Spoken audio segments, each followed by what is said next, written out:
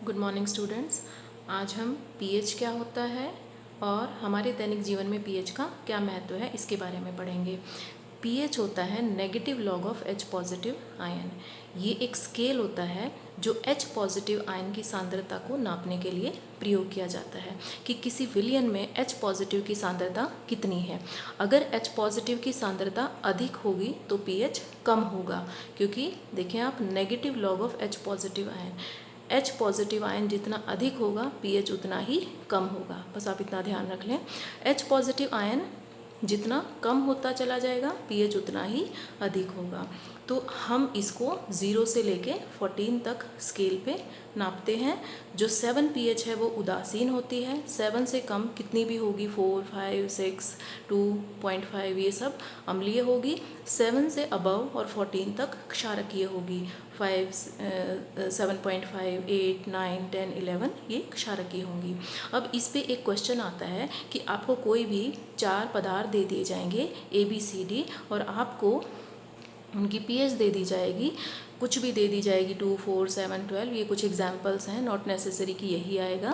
तो इस तरीके से उनकी पीएच दी हुई होगी। आपको ये बताना होगा कि इनमें से कौन सा उदासीन है, इनमें से कौन सा प्रबल अम्ल है, इनमें से कौन सा दुर्बल अम्ल है कंपैरेटिवली, या कौन सा प्रबल क्षारकीय है, इस तरीके से।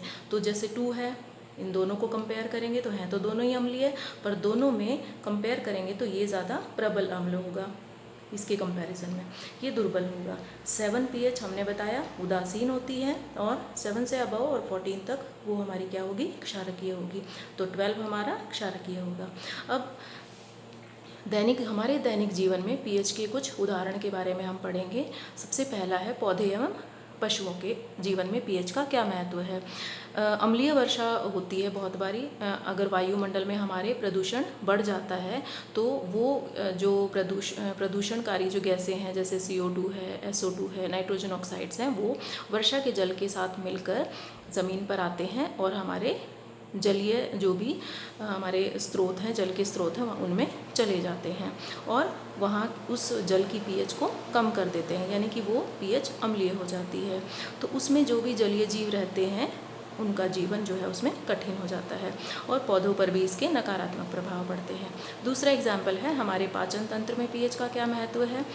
हमने पाचन तंत्र में पढ़ा था कि हमारा जो आमाशय है, उदर है, उसमें HCl अम्ल रिलीज होता है जो प्रोटीन के पाचन में सहायक है। प्रोटीन के पाचन के लिए अम्लीय माध्यम चाहिए होता है, तो इसीलिए ये अम्ल, हाइड्रोक्लोरिक अम्ल हमारे आमाशय में रिलीज होता है। बहुत बारी क्या होता है, अपच यानी कि इनडाइजेशन की स्थिति में HCl बहुत अधिक मात्रा में बनने लग जाता है। तो इसको न्यूट्रल करने के लिए, इसको उदासीन करने के लिए एंटासिड नाम की दवाइयाँ दी जाती हैं जिनमें क्षारकीय पदार्थ होते हैं, जैसे इनो है या बेकिंग सोडा वगैरह है या मिल्क ऑफ मैग्नीशिया है, ये सब क्षारकीय प्रकृति के पदार्थ हैं।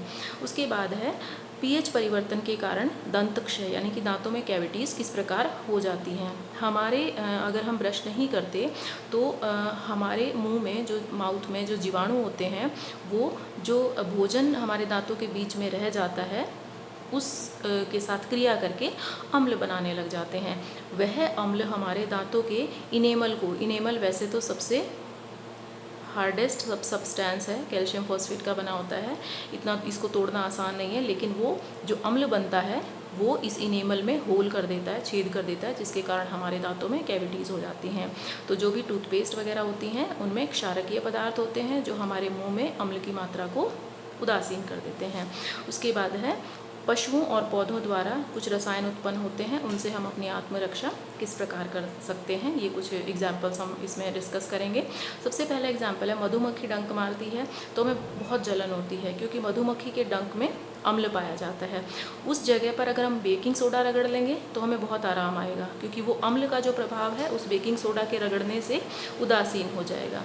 सिमिलरली चींटी का जो डंक होता है वो भी, उसमें भी एक अम्ल पाया जाता है, मिथेनोइक अम्ल, उससे भी हमें जलन होती है। तो वहाँ पर भी अगर बेकिंग सोडा रगड़ लेंगे तो उससे भी आराम आएगा।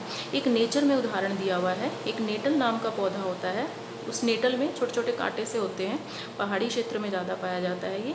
तो उसमें एक अम्ल होता है मेथेनोइक अम्ल। ये मेथेनोइक अम्ल ये भी जलन उत्पन्न करता है। तो उसी पहाड़ी क्षेत्र में एक दूसरा पौधा पाया जाता है जिसको डॉग कहते हैं।